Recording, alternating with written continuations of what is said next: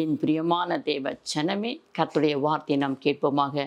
இந்த நாளில் இந்த வார்த்தை ஒவ்வொன்றும் உங்களை விடுதலை கொடுக்கும். நம்ம கர்த்தருக்குள்ள திடமனதாக இருப்போம். கர்த்தருக்குள்ள பயப்படாமல் கலங்காமல் திடமனதாக இரு என்று தான் தேவன் சொல்கிறார். நாம் அப்படியா இருக்கும்போது தேவன் நம்மை ஆசீர்வாதித்து உயர்த்துவார். இன்றைக்கு தெரிந்து கொண்ட வேத பகுதி மீகா 7ஆம் அதிகாரம் 8வது வார்த்தையை நாம் வாசிப்போம். என் சத்துருவே, எனக்கு விரோதமாய் சந்தோஷப்படாதே. நான் விழுந்தாலும் எழுந்திருப்பேன். நான் இருளிலே உட்கார்ந்தால் கர்த்தர் எனக்கு வெளிச்சமாயிருப்பார். ஆமேன். ஹalleluya. ஒரு என்னப்பா இப்படி இருக்குன்னு நினைக்கலாம். நம்ம இருளில் உட்கார்ந்து இருக்கிறோம், கர்த்தர் நமக்கு நித்திய வெளிச்சம் கொடுப்பாரான்னு யோசிக்கலாம். பிரியமான தேவச்சனமே, இதை ஏன் சொல்கிறேன்னு சொன்னால், சில நேரத்தில் நம்மளால் ஜெபிக்க கூட முடியாமல் இருந்திருப்போம். என்ன பிரச்சனைனா, வேலையின் மித்தம் நம்ம ஜெபிக்காமல் இருந்திருப்போம், பிள்ளைகளுடைய போராட்டத்தின் மித்தம் நம்ம ஜெபிக்காமல் இருந்திருப்போம். அதே போல் அதை பயன்படுத்தி சாத்தான் சொல்லுவான், நீ இருளில் உட்கார்ந்து இருக்கிற, நீ என்ன பண்ணுற, நீ இருளில் உட்கார்ந்து இருக்கிற, அதனால் உன் ஜெபம்லாம் கேட்கப்படாது, உன் ஜெபத்துக்கு பதில் வராது என்று அவன் சொல்லுவான். அப்பொழுது நாம் இந்த வசனத்தை அறிக்கை பண்ண வேண்டும். என் பிரியமான தேவச்சனமே, நீ இருளில் உட்காந்துட்ட, நீ ஜெபிச்சாலாம் ஜெபம் கேட்கப்படாது, நீ பாவம் செஞ்சிட்ட அப்படின்னு பிசாசானவன் நம்மளை பார்த்து நம்மக்கிட்ட சொல்லிக்கிட்டே இருப்பான். இந்த வார்த்தை, நீ ஜெபிக்காத, உன் ஜெபம்லாம் கேட்கப்படாதுப்பா அப்படிலாம் சொல்லுவான். ஆனால் நம்ம அந்த நேரத்தில் இந்த அருமையான வார்த்தை, ஜீவனுள்ள வார்த்தை, அந்த சத்துருவை பார்த்து யாருக்கெல்லாம் இந்த மாதிரி கேட்குதோ அவர்கள் இந்த வார்த்தையை விசுவாசத்தோடு அறிக்கை பண்ணுங்கள். சில நேரம் நம்முடைய சரீர பலவீனத்தின் மித்தம் ஜெபிக்கணும்னு நம்ம நினைப்போம், துதிக்கணும்னு நம்ம நினைப்போம், ஆனால் நம்மளால் ஜெபிக்க முடியாது. சரீர பலவீனம், இன்னொன்று இந்த பிள்ளையுடைய போராட்டமாக இருக்கலாம், இல்லை வேலைகள் மித்தம் பலுவாக இருக்கலாம், இல்லை புருஷனுடைய போராட்டத்தின் மித்தில் கூட நம்ம ஜெபிக்காமல் இருக்கலாம், வீட்டில் சின்ன சின்ன பிரச்சனைகள் இருக்கும், அதன் மித்தம் நம்மளால் ஜெபிக்க முடியும். அட்லீஸ்ட் ஒரு வாரமோ ஒரு 3 நாளோ நம்ம ஜெபிக்காமல் இருந்திருப்போம். நம்மளுடைய சூழ்நிலையின் மித்தம் ஒருவேளை நம்ம யாரையாவது பிரிந்திருப்போம், அந்த பிரிவில் மித்தம் நம்மளால் ஜெபிக்க முடியாது. அதற்காக அப்பான்னு நம்ம கூப்பிடாமல் இருந்திருக்க மாட்டோம், ஏசப்பான்னு அறிக்கை பண்ணுவோம். ஆனால் அவருடைய சமூகத்தில் போய் முழங்கால் படிட்டு நம்மளுக்கு ஜெபிக்க முடியாமல் ஒரு சரீரத்தில் ஒரு சோர்வு, ஒரு அசதியோ, ஒரு பலவீனமோ இருக்கும்.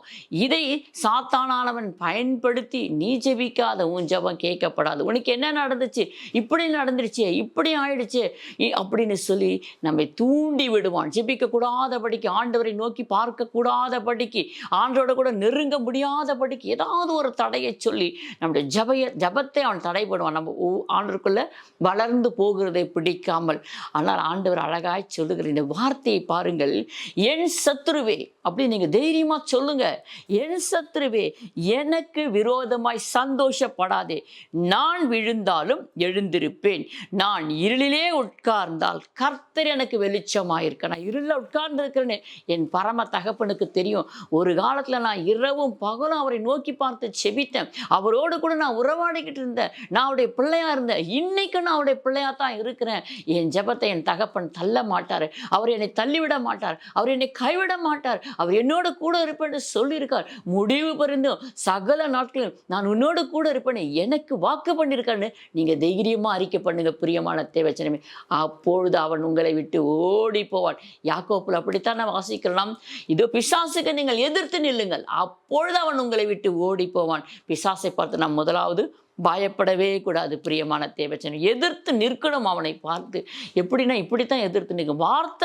வார்த்தை மட்டும்தான் அவன் பயப்படுவான், வேற எதுக்கும் பயப்படவே மாட்டான். உங்களுக்கு மேலே அவன் பதில் கொடுப்பான்.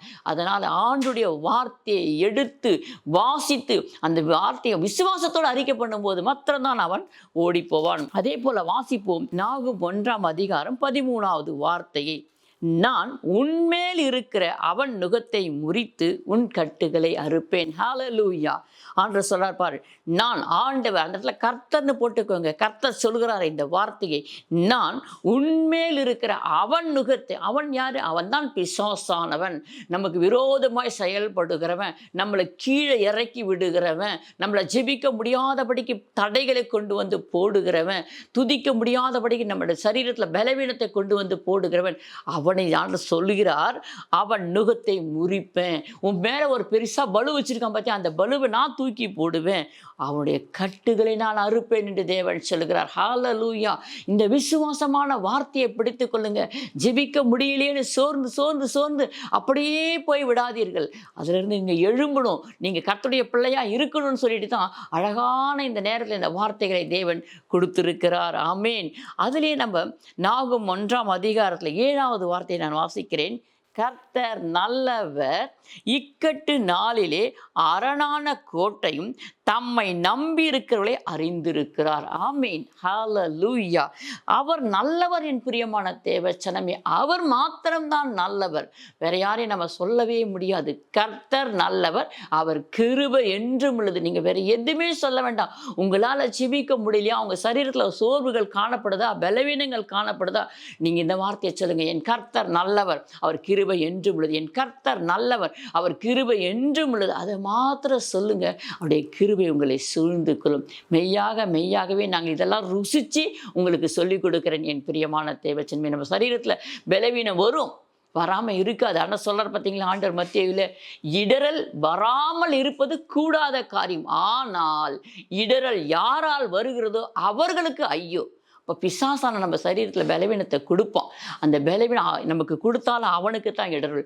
அதனால் ஆண்டவருக்கு எல்லாமே தெரியும். பிரியமான தேவச்சனமே, நம்ம ஜெபிக்க முடியலன்னா கண்ணீரோடு இருப்போம். படுத்துக்கொண்டே நம்ம கண்ணீர் விடுவோம் அப்பாவை நோக்கி. அப்பா, என்னால் ஜெபிக்க முடியலப்பா, நான் ஜெபிக்கணும்னு நினைக்கிறேன்ப்பா, என் சரீரத்தில் பலன் இல்லைப்பா, இவ்வளோ போராட்டம் இருக்குப்பா, என்னால் ஜெபிக்க முடியலப்பான்னு நம்ம அப்பாவை பார்த்து சொல்லுவோம். இதை அப்பா அறிந்து கொண்டிருக்கிற படினால் நம்முடைய சரீரத்துக்கு தேவையான பலனை கொடுத்து நம்மை ஜெபிக்க வைப்பார். ஹல்லேலூயா, ஹல்லேலூயா. என் பிரியமான தேவச்சனமே, அதே போல் நம்ம மத்தேயு எடுத்து வாசிப்போம். 7ஆம் அதிகாரம் 11வது வார்த்தையை வாசிப்போம். ஆகையால் பொல்லாதவர்களாகிய நீங்கள் உங்கள் பிள்ளைகளுக்கு நல்ல ஈவுகளை கொடுக்க அறிந்திருக்கும் போது பரலோகத்தில் இருக்கிற உங்கள் பிதா தம்மிடத்தில் வேண்டிக் கொள்ளுகிறவர்களுக்கு நன்மையானவர்களை கொடுப்பது அதிக நிச்சயம் அல்லவா. ஒரு பிள்ளை இருக்கான்னு வச்சுக்கோங்களேன், அந்த பிள்ளைக்கு நம்ம என்ன கேட்டாலும் கொடுப்போம். சில நேரத்தில் என்ன பண்ணுவோம், அவனுக்கு தேவையில்லாதது அவனுக்கு தேவை, அது தெரிஞ்சு அவனுக்கு தேவை, ஆனால் நமக்கு தெரியும் அது தேவையில்லைன்னு சொல்லிட்டு அவன் கேட்குறான்னு சொன்னால் நன்மையானதை மாத்திரம் தான் நம்ம கொடுப்போம். தீமையாக நம்ம அவனுக்கு கொடுப்போமா? கொடுக்கவே மாட்டோம். பொல்லாதவர்கள் நம்மளை பார்த்து ஆண்டு சொல்ல, அந்த மனுஷனை தாய் தகப்பனை பார்த்து பெற்றெடுத்த பிள்ளைகளுக்கு பொல்லாதவர்களாகி நீங்களே உங்கள் பிள்ளைகளுக்கு நல்ல ஈவுகளை கொடுக்க அறிந்திருக்கும் போது பரம தகப்பன் அவர் தம்மிடத்துல வேண்டிக் கொள்ளுகளுக்கு நன்மையானதை கொடுப்பது அதிக நிச்சயம் அல்லவா அப்படின்னு சொல்றார். ஒரு தாயானவள் தன் பிள்ளைக்காக பாருங்கள், தப்பு செய்து விட்டான் தன்னுடைய மகன் என்று சொன்னால் அவள் எந்த இடத்துலையும் போய் தன் மகனுக்காகவோ தன் மகளுக்காகவோ மன்னிப்பு கேட்க அவள் கவலைப்படவே மாட்டாள். அது எவ்வளோ பெரிய ஆளாக இருக்கட்டும், என் பையன் செஞ்சது தப்பு தான்ப்பா, என் பொண்ணு செஞ்சது தப்பு தான், நீங்கள் அவங்கள மன்னிச்சிருங்க அப்படின்னு சொல்லி மன்னிப்பு கேட்கறதுக்கு தாயோ தகப்பனோ முன்னாடி போய் நிற்பாங்க. ஏன்னா அந்த பிள்ளைகள் மேலே வைத்திருக்கிற பாசம், அந்த பிள்ளைகளை அவர் நேசிக்கிறபடினால். அப்படி இருக்கிற நம்மளே அப்படி இருக்குன்னு சொன்னால் நம்முடைய பரம தகப்பன் அவர் எந்த அளவுக்கு நம்மளை நேசிக்கிறார். ஏன்னா அவர் ஜீவனையே கொடுத்திருக்கிறார். அவருடைய ரத்தத்தை சிந்தி, விலையேற பெற்ற ரத்தத்தை சிந்தி விலையில்லாத நம்மளை மீட்டு இருக்கிறார். ஹல்லேலூயா. அவருடைய ரத்தத்தினால நம்ம கழுவப்பட்ட பின்பு தான் நாம் விலையேற பெற்றவர்களாய் மாறுகிறோம். பிரியமான தேவச்சனமே, நம்ம பெற்றோர்களாகிய நம்ம பிள்ளைகளுக்காக, ஐயோ நம்ம பிள்ளை யாரும் கை வச்சிடக்கூடாது, என் பிள்ளை யாரும் தொட்டுடக்கூடாது, என் பிள்ளை பாதுகாப்பாக இருக்கணும், என் பிள்ளை நல்லா இருக்கணும்னு நினைக்கிற நம்மளே இப்படி நினைக்கிறோன்னா நம்ம எல்லாவற்றையும் உண்டாக்கின, எல்லோரையும் உண்டாக்கின தேவன் நம்மளை குறித்து அப்படியே பார்த்து கொண்டே இருப்பார். அவருடைய கண்கள் நீதிமான்கள் மேல் நோக்கமாக இருக்கிறது என்று சொல்லப்பட்டு இருக்கிறது. பிரியமான தேவச்சனமே, நம்மளை தேவன் ஒருபோதும் கைவிட மாட்டார். எல்லா சூழ்நிலையும் அவர் அறிந்திருக்கிறார். நீ கண்ணீர் விட்டால் அவரும் கண்ணீர் விடுவார், நீ சந்தோஷப்பட்டால் அவரும் சந்தோஷப்படார். ஏன்னா அவ்வளவு நல்ல தகப்பன். இதற்கு ஒரு எடுத்துக்காட்டாகத்தான் பார்த்தா மார்த்தாள், மரியாள், லாசர், இவங்க 3 பேர் வீட்லையும் அவர் அடிக்கடிக்கு போய் தங்குறதும் சாப்பிட்றதும் பேசுவதும் அவள் ஒரு நண்பர்களைப் போல் அந்த இடத்துல பழகினார்கள். அவன் லாசர் இறந்து விட்டான் என்று கேள்விப்பட்டதும் அவரும் அந்த கல்லறையாண்ட கண்ணீர் விட்டார் என்று நம்மால் வேதத்தில் வாசிக்க முடியும். ஏன்னா அவரும் நல்லவர். அவரும் மனிதனாக பிறந்து இந்த பூமியில் பல பாடுகளை நமக்காக அனுபவித்திருக்க, எல்லா விதத்திலையும் அவர் நம்மை போல சோதிக்கப்பட்டு இருக்கிறார். என் பிரியமான தேவச்சனமே, நாம் கவலைப்பட வேண்டாம். அவர் எல்லா விதத்திலையும் சோதிக்கப்பட்டபடினால் சோதிக்கப்படுகிற நமக்கு அவர் உதவி செய்வார். ஆமேன், ஹல்லேலூயா. என்னாகமம் 23:23 வாசிப்போம். யாக்கோப்புக்கு விரோதமான மந்திரவாதம் இல்லை, இஸ்ரவேலுக்கு விரோதமான குறி சொல்லுதலும் இல்லை. பார்த்தீங்களா, இந்த இடத்துல ஆண்டவர் சொல்லுகிறார் யாக்கோப்புக்கு விரோதமா. இன்னைக்கு நம்ம ஆண்டோடைய பிள்ளை. அன்றைக்கு ஆண்டவர் எடுத்துக்காட்டாக யாக்கோப்பை சொல்லுகிறார். இன்றைக்கு நம்மளை பார்த்து சொல்லுகிறார், நீங்க எல்லாம் ஆண்டுடைய பிள்ளைகள். அதனால் ஆண்டவர் சொல்றார், உங்களுக்கு விரோதமாய் மந்திரமும் இல்லை, இஸ்ரவேலுக்கு நீங்க உங்களுக்கு விரோதமான குறி சொல்லுதலும் இல்லை. உங்களுக்கு யாருமே என்னமே செய்ய முடியாதுப்பா. நீங்க என்னால கழுவப்பட்டு என்னால தெரிந்தெடுத்து கொள்ளப்பட்ட பிள்ளைகள், என்னுடைய பிள்ளைகள் நீங்க என்று சொல்லி நம்மை பார்த்து பரம தகப்பன் சொல்கிறார். வேற என்ன வேண்டும் நமக்கு? இந்த பூமியில பெற்றவர்களோ தாய் தகப்பனோ சொந்த பந்தங்களோ கூட சொல்ல முடியாத ஆறுதலான வார்த்தையை கொடுத்து, அந்த ஆறுதலான வார்த்தையை மாத்திரம் கொடுக்க, நம்மளை ஆட்சி தேற்றி அடுத்த ஸ்டெப்புக்கு நம்மளை கொண்டு போகிறவராக இருக்கா நம் பரம தகப்பன். இவ்வளோ ஒருவேளை நம்ம பயப்படுவோம், ஒருவேளை ஒருத்தருக்கு கெட்ட கெட்ட கனவுகள் வரும், ஒரு சிலருக்கு எதை பார்த்தாலும் பயமாக இருக்கும், ஒரு சிலருக்கு இருளை பார்த்தாலே பயமாக இருக்கும், ஒரு இருட்டான அறைக்கு அவங்க போக மாட்டாங்க, ஒருவேளை ஒரு சிலரை பார்த்தா தெருவுக்குள்ளே கூட நடந்து போக மாட்டாங்க, அவங்களுக்கு அதை பார்த்தாலே ஒரு பயம், இருட்டாக இருக்குதுன்னு. நம்ம ஆண்டுக்குள்ளே வர வர வர ஆண்டுடைய வார்த்தை நமக்குள்ளே இருக்க இருக்க எல்லா சூழ்நிலைகளும் மாறும். ஒரு காலத்தில் நான்லாம் ஆண்டு அறியறதுக்கு முன்னாடி கொஞ்சம் இருட்டாக இருந்தாலே பயப்படுவேன். எனக்கு ரொம்ப பயம். ஒரு ஏதாவது டெத்துன்னு ஒரு மோளங்கில அடிச்சாங்கன்னா நான் பயப்படுவேன், வெளியிலேயே போக மாட்டேன். அவ்வளோ ஒரு பயந்தாங்கொல்லியாக இருந்தேன். இன்னைக்கு அது எதை குறித்து எனக்கு பயமே கிடையாது. ஏன்னா ஆண்டு எனக்குள்ளே இருக்கிறார், ஆண்டுடைய வார்த்தை எனக்குள்ளே இருக்குது. அதனால் எந்த பயமே இல்லை. சில பேர் வீட்டில் மரித்து போயிட்டாங்கன்னு சொன்னால் முதல் ஆளாக நான் போய் அந்த வீட்டில் இருந்தேன். அந்த வீட்டில் பாடிகள் நல்லா சுத்தப்படுத்தி கழுவி அவங்களுக்கு எல்லா ட்ரெஸ்ஸும் போட்டு விட்டு அழகாக துணி தலைக்கெல்லாம் கட்டி இந்த மாதிரிலாம் நாங்கள் செஞ்சுருக்கோம். பிரியமான தேவச்சன், ஒரு காலத்தில் எங்கேயோ யாரோ ஒருத்தர் இறந்துட்டாங்கன்னு சொன்னால் கூட எனக்குள்ள அவ்வளோ ஒரு பயம் வரும். அந்த மூளை சத்தம் கேட்டாலே பயப்படும். ஆனால் இன்றைக்கி அந்த பயம் எங்கே போச்சுன்னு தெரியல. ஏன்னா கர்த்தருடைய வார்த்தை எனக்குள்ளே இருக்குது. நான் கர்த்தரை நம்புகிறேன். நான் முன்பு வாழ்ந்த காலத்துக்கும் இப்போ வாழ்கிற காலத்துக்கும் நிறைய வித்தியாசம் இருக்குது. ஏன்னா கர்த்தருக்குள்ளே நாங்கள் வளர வளர வளர எதுவுமே நமக்கு பயம் இல்லை. இருட்டு ரோட்டில் போனாலும் நமக்கு பயம் இல்லை. ஏன்னா நம்மளை பார்த்து பிசாசி தான் பயப்படும். ஏன்னா ஆண்டுடைய பிள்ளைகள், ரத்தத்தினால மீட்கப்பட்ட பிள்ளைகள். அவன் கேட்டானா நமக்கு ஆண்டுடைய வசனத்திலிருந்து எடுத்து பதில் கொடுக்குற அளவுக்கு நமக்கு தெரிய வேண்டும். அவன் கேட்கும்போது அதுக்கு ஏற்ற வார்த்தையை வேத புத்தகத்திலிருந்து தான் எடுத்து கொடுக்க வேண்டும். வேற எந்த சொன்னாலும் அவன் பயந்து போகவே மாட்டான். பிரியமான தேவச்சனமே, ஹல்லேலூயா ஹல்லேலூயா. மக்கு ஸ்தோத்திரம். கர்த்தர் அவ்வளவு நல்லவராக இருக்கிறார். அவருடைய பிள்ளைகளாக இருக்கிறபடினால் நாம் கொஞ்சம் கூட பயப்படாமல் இருப்போம். யாத்ராகமம் 14:14 வாசிப்போம். கர்த்தர் உங்களுக்காக யுத்தம் பண்ணுவார், நீங்கள் சும்மா இருப்பீர்கள். கர்த்தர் உங்களுக்காக யுத்தம் பண்ணுவார். அது மனுஷனாக இருந்தாலும் சரி, பிசாசாக இருந்தாலும் சரி, நீங்கள் கொஞ்சம் கூட கவலைப்படவே வேண்டாம். கர்த்தர் உங்களோட கூட இருக்கிறேன்னு வாக்கு பண்ணிட்டாரா, அந்த வார்த்தையை மட்டும் நீங்கள் அவர்கிட்ட இருந்து வாங்கி கொள்ளுங்க. கர்த்தர் நான் உன்னோட கூட இருக்கிறேன்ப்பா அப்படின்னு சொல்லணும். ஆண்டவர் அந்த வார்த்தை உங்களுக்கு சொல்லணும். எழுதி கொடுத்துருக்காரு பார்த்தியா, இந்த வார்த்தையை நீங்கள் விசுவாசமாக அறிக்கை பண்ணணும். ஆண்டவரே எனக்கு முடியலப்பா, என் சரீரத்தில் ரொம்ப பலவீனமாக இருக்குப்பா அப்படின்னு சொன்னால், எந்த இடத்துல பலவீனமாக இருக்கும் அந்த பலவீனத்தை சொல்லுங்கள். அதற்குரிய வசனத்தை எடுத்து ஒப்படைங்க, சொல்லுங்கள், ஆண்டவர்கிட்ட சொல்லுங்கள், இந்த வார்த்தையின்படியே நான் ஆசீர்வாதிங்கப்பான்னு கேளுங்க. கர்த்தர் உங்களுக்காக யுத்தம் பண்ணுவார், நீங்கள் சும்மா இருங்கள். அது பிசாசாக இருக்கட்டும், மனுஷனாக இருக்கட்டும், யாராக இருந்தாலும் நாம் கவலைப்படவே வேண்டாம். கர்த்தர் நமக்காக யுத்தம் பண்ணுவார். ஹல்லேலூயா. சங்கீதம் 91:10 வாசிப்போம். பொல்லாப்பு உனக்கு நேரிடாது, வாதை உன் கூடாரத்தை அணுகாது. ஆமென். இந்த வார்த்தையை பிடித்து கொள்ளுங்கள் என் பிரியமான தேவச்சனமே. இந்த வார்த்தை ஒவ்வொரு நாளும் நீங்கள் அறிக்கை பண்ணுங்க. இரவு நேரத்தில் தூங்கும்போது இந்த வார்த்தையை அறிக்கை பண்ணுங்க. பொல்லாப்பு உனக்கு நேரிடாதுன்னு சொன்னீங்களே, வாதை உன் கூடாரத்தை அணுகாதுன்னு சொன்னீங்களே, ஆண்டவரே இதோ எந்த வாதையும் எந்த பொல்லாப்பும் எங்கள் வீட்டை நெருங்காதபடிக்கு, எங்கள் ஒவ்வொருவரையும் நெருங்காதபடிக்கு நீங்கள் வேலியடைத்து பாதுகாத்து கொள்ளுங்கப்பா அப்படின்னு சொல்லி ஆண்டுடைய கரத்தில் ஒப்பு கொடுத்துட்டு நன்றாக தூங்குங்க. உங்களுடைய கனவு கூட இன்பமாய் மாறும். பிரியமான தேவச்சனமே, கனவுல கூட எந்த பிசாசானும் வர வேண்டாம் என்று நீங்கள் நினைத்தீங்கன்னா அவர்கள் ஒப்பு கொடுங்க. ஆண்டவரே எந்தோ ஒப்பு கொடுக்குறேன்ப்பா, உங்களுடைய கரத்தில் என்னை ஒப்பு கொடுக்குற ராஜா, கனவுல கூட பிசாசானவன் வந்து என்னை மிரட்டுகிறான், அந்த பொல்லாத பிசாசை கடிந்து அப்புறப்படுத்துங்க ஆண்டவரே அப்படின்னு சொல்லி நீங்கள் ஒப்பு கொடுத்து ஜெபம் பண்ணி பாருங்க.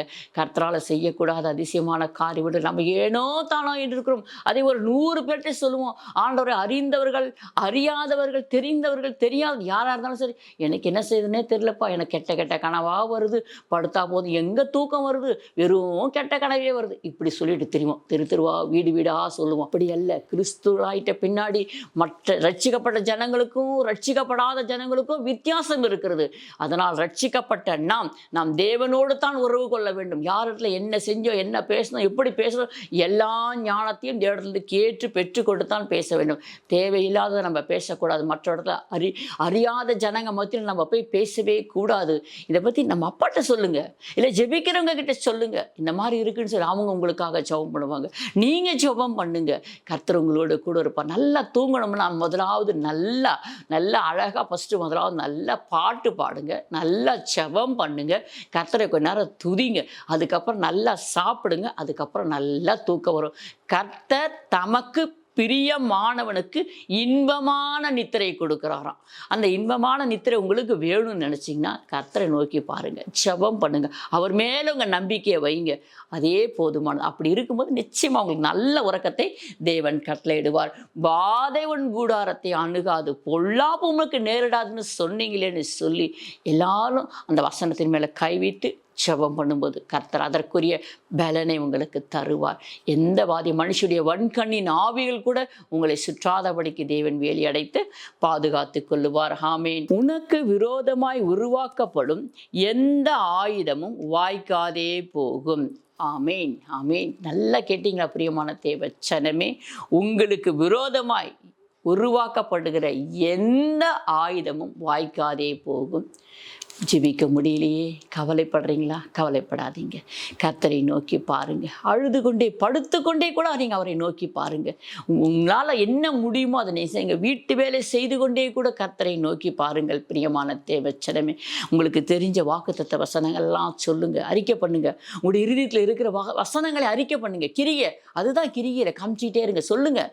அப்படி சொல்லும் பொழுது உங்களுக்கு விரோதமாய், உங்கள் பிள்ளைகளுக்கு விரோதமாய், உங்கள் குடும்பத்துக்கு விரோதமாய், உங்கள் தொழிலுக்கு விரோதமாய், உங்க படிப்புக்கு விரோதமாய், உங்க பிள்ளைகளுடைய திருமணத்துக்கு விரோதமாய் எது எழுந்தாலும் சரி அது வாய்க்காதே போகும்படி கர்த்தர் செய்வார். இவன் ஏன் பிள்ளை, என்ன நோக்கி பார்க்கிறோம், இவனுக்கு எப்படி சத்துடைய கிரியை தொடலாம் என்று சொல்லி அந்த சத்துருவின் கிரிகைகளை முறியடித்து போடுவார் நம் தேவன். அவன் ஆண்டவர் நம்ம இடத்துல எதிர்பார்க்கிற ஒரே ஒரு காரியம் விசுவாசம். அது யாராலையும் பார்க்க முடியாது. பிரியமான தேவச்சனமே, யாராலையுமே பார்க்கவே முடியாது. அது ஆண்டவர் நம்மளுக்குள்ளே இருக்கிற விசுவாசத்தை பார்த்தாதான் அவர் கிரியையே செய்வார். நம்ம எந்த அளவுக்கு விசுவாசிக்கிறோம் அந்த அளவுக்கு கர்த்தரால் செய்ய முடியும். உங்களை விசுவாசத்தை வர்த்திக்க பண்ணுங்க. அப்பாட்ட கேளுங்க, அப்பா ஏன் விசுவாசத்தை வர்த்திக்க பண்ணுங்கப்பா, ஏன் விசுவாசத்தை வர்த்திக்க பண்ணு, என்கிட்ட இவ்வளோ பிரச்சனை இருக்குப்பா, இந்த பிரச்சனையை மாற்றி போட நீங்கள் வாங்கப்பா அப்படின்னு சொல்லி நீங்கள் மாற்றுவீங்கப்பா, எங்கள் சூழ்நிலையை மாற்றி போடுவீங்கப்பா அப்படின்னு நீங்கள் சொல்லி விசுவாசத்தோடு அறிக்கை பண்ணுங்க. அப்போ உங்களுக்கு விரோதமாய் யாராவது உங்களுக்கு செய்வனை செஞ்சு வச்சுருப்பாங்க, முதலாவது அந்த செய்வனைக்கு நீங்கள் உயிர் கொடுக்காதீங்க. யாருன்னா செஞ்சு வச்சுருக்காங்கன்னு யாராவது உங்களுக்கு சொன்னாலும் சரி, ஆனால் வீட்டில் இருந்து அதை குழி தோன்றதுக்கு ஒரு 4 ஆளை கூப்பிட்டுட்டு வராதிங்க. கர்த்தாவே அதில் எரிச்சு போடுங்க. யாக்கோப்புக்கு விரோதமான மந்திரம் இல்லைன்னு சொன்னீங்களே ஆண்டவரே, எங்களுக்கு விரோதமாக செஞ்சு வச்சுருக்காங்க, அதை அப்படியே எரியணும் ஆண்டவரே, இப்படி அக்கினியை போடுங்க ஆண்டவரே. விசுவாசம் பார்க்க முடியாது, கிரியை ஆண்டவர் காட்டுவார் உங்களுக்கு. நீங்கள் இப்படி செபிக்கும் பொழுது உங்கள் சூழ்நிலைகள் மாறும். என் பிரியமான தேவச்சனமே, கர்த்தரால் மாற்ற முடியும். ஒரு அன்பு சகோதரி ஒருத்தர் இருந்தாங்க. அந்த சகோதரிக்கு செய்வனை செஞ்சு வச்சுட்டு இருந்தாங்க. அவங்க வீட்டில் கூட பிறந்த அக்காவே தான் தங்கச்சி நல்லா இருக்கிறாளே, நல்லா சம்பாதிக்கிறாளேன்னு சொல்லி அந்த சகோதரிக்கு செஞ்சு வச்சுட்டு இருந்தாங்க. அந்த சகோதரியால் முடியல, பாவம். ஆனால் நல்ல ஒரு குணம், நல்ல தாகம், தேவன் மேலே ஒரு நல்ல தாகம், நல்ல ஒரு ஜெபிக்கிற பிள்ளை. ஆனால் அந்த பிள்ளைக்கு அப்படி செஞ்சு வச்சுட்டாங்க. ஆனால் அவங்க எங்களுக்கு கொஞ்சம் வருஷம் கழித்து தான் எங்களோட பழக்கம் ஆனாங்களே. நாங்கள் வேற ஒருத்தரை சந்திக்க போகும்போது அவங்க எங்களுக்கு இவங்களை இன்ட்ரடியூஸ் பண்ணி வச்சாங்க. இவங்க வந்து பிசாசின் பிடியில் இருக்கா இந்த மகளுக்காக நீங்கள் ஜெபிச்சுக்கோங்க அப்படின்னு சொன்னாங்க. நாங்களே எங்கள் புஸ்தகத்தெல்லாம் கொடுத்துட்டு ஜெபம் பண்ணிட்டு வந்துட்டோம். அந்த அம்மா அந்த புத்தகத்தை பார்த்து எங்கள் வீட்டுக்கு வந்தாங்க. அப்படி வரும்பொழுது நாங்கள் அவனுடைய வார்த்தையை சொன்னோம். அப்படியே ஜெபம் பண்ணுறதுக்கு உக்காந்தானா போதும், அந்த நாக்கு அப்படியே கீழே வரலையும் வந்துடும்.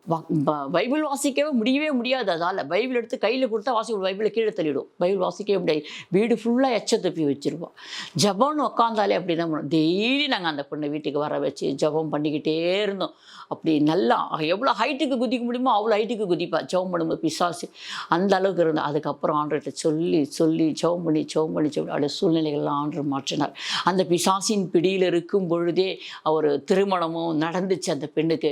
அதுக்கப்புறம் என்னுடைய வாழ்க்கை எப்படி இருக்கும்னு தெரியலையே, எனக்கு வேற பிசாசு இருக்குதே, உள்ளேருந்து போக மாட்டேங்குதே அப்படின்னு சொல்லி அவர் சொன்னார். இல்லை, கர்த்தர் உனக்கு காரியத்தை வாய்க்கச்சோர், நீ கவலைப்படாத. இந்த பிசாசு போகிறதுக்கு முன்னாடி ஏதோ ஒரு கெட்டது இருக்குது. அந்த கெட்டது என்னன்னு நீயே சிந்திமா மகளே.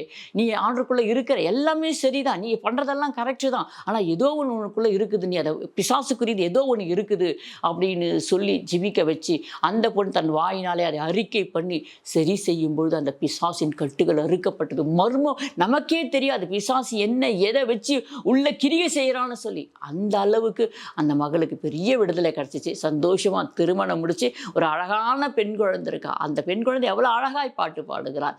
கர்த்தருடைய நாம மகிமைப்படும்படி இதை நான் சொல்லுகிறேன். ஆகாது முடியாதுன்னு மாத்திரம் நீங்கள் நினைக்காதுங்க. தேவனால் எல்லாம் முடியும். ஒரு கையில் நம்ம பிசாசை பிடிச்சி வச்சுக்கிறோம், ஒரு கையில் நம்ம ஆண்டவரை வச்சுக்கிறோம். நான் ஜெபிக்கிறேன். பிசாசுக்குரிய காரியத்தை நீ கையிலே வச்சுக்கிட்டே நீங்களே பிடிச்சி வச்சிருக்கீங்க. பிசாசு உங்களை பிடிச்சி வச்சிருக்கு, நீங்கள் அத்தை பிடிச்சி வச்சிருக்கீங்க. பிடிச்சி வச்சு நான் ஜெபிக்கிறேன், நான் தூதிக்கிறேன். உதட்டளவு சொன்னால் ஆகாது. உள்ளத்தை பார்க்குற நம்முடைய தேவன் அதே பிசாசி நம்ம உள்ளத்தையும் பார்க்குது. இவன் ஜெபிக்கிறாளா இல்லை உதட்டளவு இருக்காளா? செய்கையெல்லாம் யாரை போல இருக்குது? ஆண்டவரை போல இருக்குதா?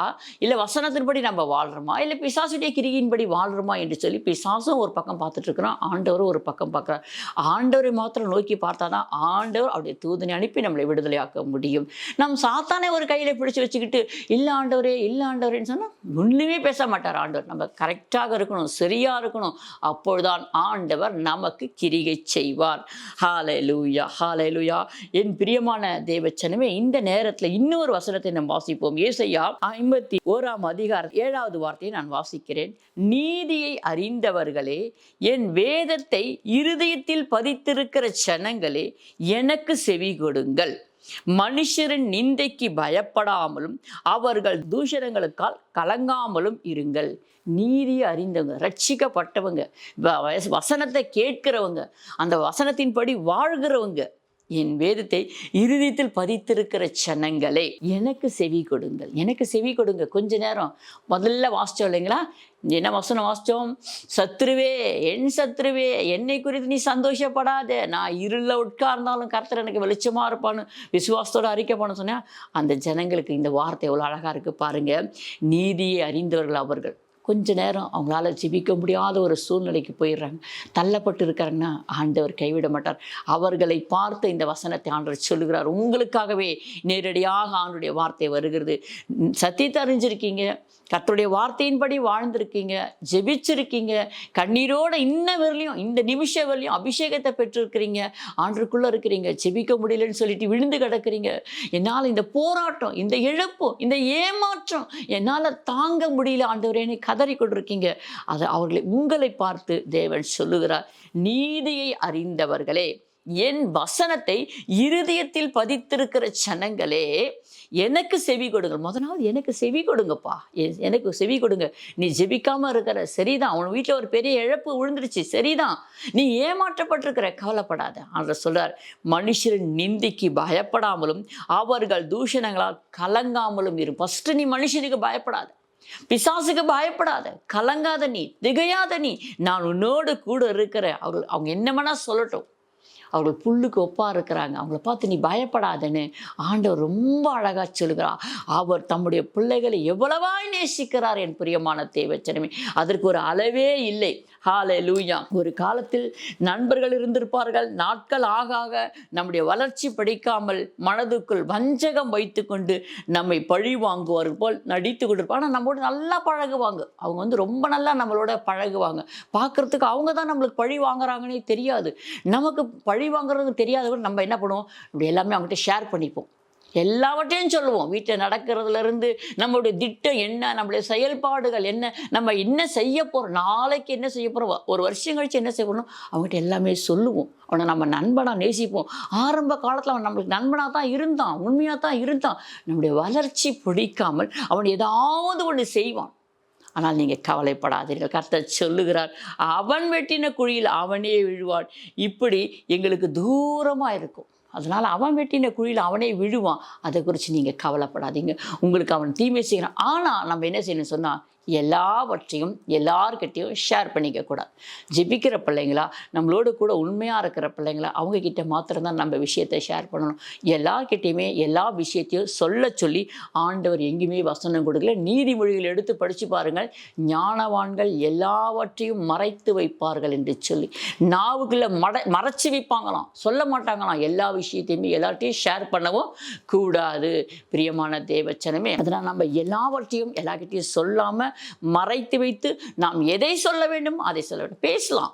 ஒருவேளை நம்ம பிளெஸ்ஸிங்காக இருக்கிறோம்ப்பா, கர்த்தர் என்ன பிளெஸ்ஸிங்காக வச்சுருக்காருப்பா அப்படின்னு சொல்லலாம். எனக்கு இந்த வாக்குத்தத்த வசனம் ஆண்டவர் எனக்கு கொடுத்தாரு, அதையெல்லாம் சொல்லலாம். சில அந்தரங்க விஷயங்கள் இருக்கும், அதை நாம் மற்றவர்களுக்கு சொல்லக்கூடாது. அதே போல வாசிப்போம் எரேமியா 17:7-8 வார்த்தையை. கர்த்தர் மேல் நம்பிக்கை வைத்து கர்த்தரை தன் நம்பிக்கையாய் கொண்டிருக்கிற மனுஷன் பாக்கியவான். ஹalleluya. கர்த்தர் மேல் நம்பிக்கை வைத்து கர்த்தரை தன் நம்பிக்கையாய் கொண்டிருக்கிற மனுஷன் பாக்கியவான். அவன் எப்படி இருப்பான்னு பார்த்தீங்கன்னா, இந்த இடத்துல ரொம்ப அழகாக எழுதப்பட்டிருக்கும். கர்த்தரை தான் தன் நம்பிக்கையாக கொண்டிருப்பானே, அவன் வேற யாரையும் நம்பிக்கையாக கொண்டிருக்க மாட்டான். ஆனால் அந்த நேரத்தில் ஆண்டவர் அவனை பார்த்து சொல்லுகிறார், அவன் முதலாவது பாக்கியவனாக இருக்கிறானா, ரெண்டாவது அவன் தண்ணீராண்டையில் நாட்டப்பட்டதும் கால்வாய் ஓரமாக தன் வேர்களை விடுகிறதும் உஷ்ணம் வருகிறதை காணாமல் இலை பச்சையாய் இருக்கிறதும் மழை தாழ்ச்சியான வருஷத்திலும் வருத்தமின்றி தப்பாமல் கனி கொடுக்கிறதுமான மரத்தை போல் இருப்பான். ஹalleluya, ஹalleluya. என் பிரியமான தேவச்சனமே, கர்த்தர் மேல் தன் நம்பிக்கையாக இருக்கிற மனுஷன் எப்படி இருப்பானா, முதலாவது அவன் பாக்கியவனாக இருப்பானா. கால்வாய் ஓரமாக நடப்பட்ட மரத்தை போல இருப்பானா. எவ்வளோ வறட்சி வந்தாலும் சரி, எவ்வளோ போராட்டம் வந்தாலும் சரி, வாழ்க்கையில் எவ்வளோ பிரச்சனை வந்தாலும் சரி, அவன் என்ன சொன்ன, எதை பார்த்தும் பயப்பட மாட்டான், கலங்கவே மாட்டான். தேவன் இருக்க, அவருடைய அனுமதி இல்லாமல் எனக்கு இது வராது. ஆண்டு சொன்னாதான் இந்த பிரச்சனை எனக்கிட்ட வந்திருக்கும், சரி வரட்டும், அது ஆண்டு பார்த்துக்கலான்னு சொல்லி தொடர்ந்து ஜபத்தில் இருப்பான். அவனுடைய வேலை என்ன, தொடர்ந்து 3 வேலையோ 4 வேலையோ. நம்ம தானியேலை எடுத்துக்கலாமே, தானியேலுக்கு ஏற்படாத பிரச்சனையா? தானியேலே கொலை பண்ணணும்னு அவங்க சொல்கிறாங்க. தானியோட நண்பர்களெல்லாம் கொலை பண்ணணும்னு சொன்ன உடனே தானியேலும் அவர்கள் நண்பர்களும் சேர்ந்து செபித்தார்கள். ஹalleluya. அதுக்காக அவங்க பயப்படலை. ஜப நேரத்தை கூட்டினாங்க, ஜெபிக்க ஆரம்பிச்சாங்க. கர்த்தர் அவர்களோடு கூட இருந்து அங்கே மறைப்பட்ட பொருளை தானியேலுக்கு வெளிப்பாடு கொடுத்தார். அதை போய் ராஜா கிட்ட சொன்னோம். இன்னும் ஒரு பதவி அவனுக்கு சேர்த்து தான் கிடைத்தது. முதலாவது நாம் பயப்படக்கூடாது. என்ன செய்ய வேண்டும் அப்படின்னு நம்ம தேவ சமூகத்தில் போய் கேட்கணும். நம்மளுக்கு ஒரு பிரச்சனை வரும்போது, ஒரு போராட்டம் வரும்போது, சொல்ல நான் பாடுகள் வரும்போது, அடுத்தது நான் என்னப்பா செய்யட்டும். ஒரு சிலரை மாத்திரம்தான் தேவன் அந்த பாடுகளை நடத்தி கொண்டு போவார். ஒரு சிலர் அந்த பாடுகளை ஆண்டவர்கிட்ட கேட்டு பெற்றுக்கொள்ளும்போது அந்த இடத்துல இருந்து அவங்களை தூக்கி எடுத்து உயரத்தில் வைத்து அழகு பார்ப்பார். ஹalleluya. கர்த்தர் அவ்வளவு நல்ல தகப்பனாக இருக்கார். நாம் கவலைப்பட வேண்டாம். இந்த முதலாவது நம்ம செய்வினைக்கோ பிசாசுக்கோ அவங்க நம்ம பயப்படக்கூடாது. எவ்வளோ போராட்டங்கள் வந்தாலும் யாராவது சொன்னால் கூட நம்ம நம்பக்கூடாது. செய்வனியாக இருக்குமோ அப்படின்னு ஆமாங்க ஆமாங்க, கெட்ட கனவு வருது, ஆமாங்க ஆமாங்க, அதெல்லாம் அங்கே சொல்லக்கூடாது. அது நமக்கு தேவையில்லை.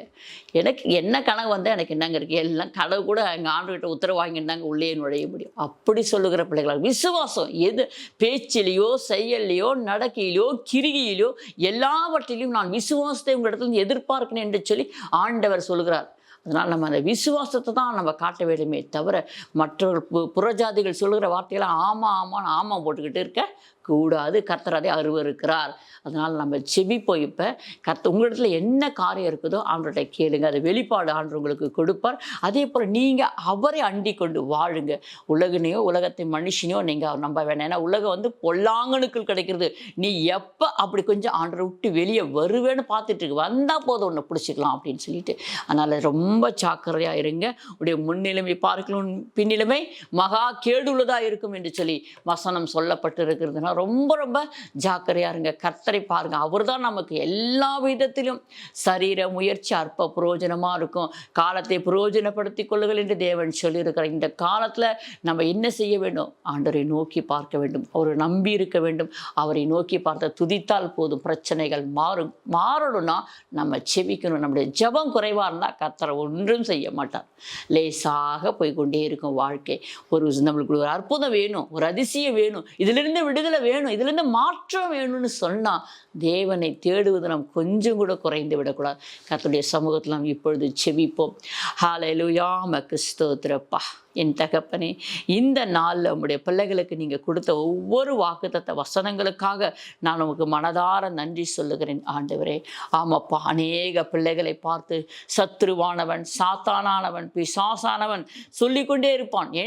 அப்பொழுது அந்த பிள்ளைகள் அறிக்கை பண்ண வேண்டிய வார்த்தை, என் சத்துருவே, எனக்கு விரோதமாய் நீ சந்தோஷப்படாதே, நீ மகிழாதே.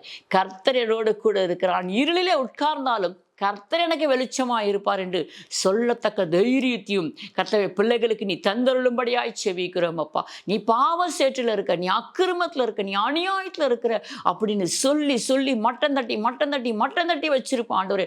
துதிக்க முடியாதபடிக்கு, செபிக்க முடியாதபடிக்கு, உம்மை தேடக்கூட முடியாதபடிக்கு, அதிகால வேளையில் எழுந்து துதிக்க முடியாத சரீரத்தில் பலவீனத்தை கொடுப்பான் ஆண்டவரே.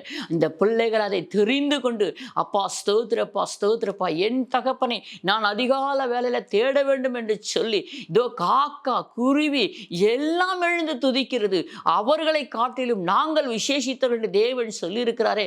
நானும் அதிகால வேலையில் தேவனை தேடுவேன், அதிகால வேலையில் துதிப்பேன், அவருடைய முகத்தை நோக்கி பார்ப்பேன் என்று சொல்லி விசுவாசத்தோடு நம்பிக்கையோடு ஆண்டவரே உம்முடைய பிள்ளைகள் எழும்பி அதிகால வேலையில் துதிக்க கிருபை செய்யுங்கப்பா. அந்த சோர்வுகள், அசதிகள், பலவீனங்களை நீக்கி போடுங்க ஆண்டவரே. உம்முடைய பிள்ளைகள் கர்த்தாவை சோர்ந்து போயிருக்கிற பிள்ளைகள், கர்த்தாவை ஸ்தோத்திரம், ஏமாற்றத்தோடு, இழப்போடு, கர்த்தாவை கண்ணீர் கஷ்டத்தோடு, அப்பா ஸ்தோத்திரப்பா, செய்வினில் சிக்கி இருக்கிற பிள்ளைகள், அவர்களுக்காக செபிக்கிறோம் ஆண்டவரே.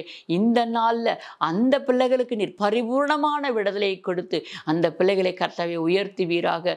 அப்பா, விடுதலை கொடுக்கிற விடுதலையின் நாயகனே, உம்மை நாங்கள் ஸ்தோத்திரிக்கிறோம் ஐயா.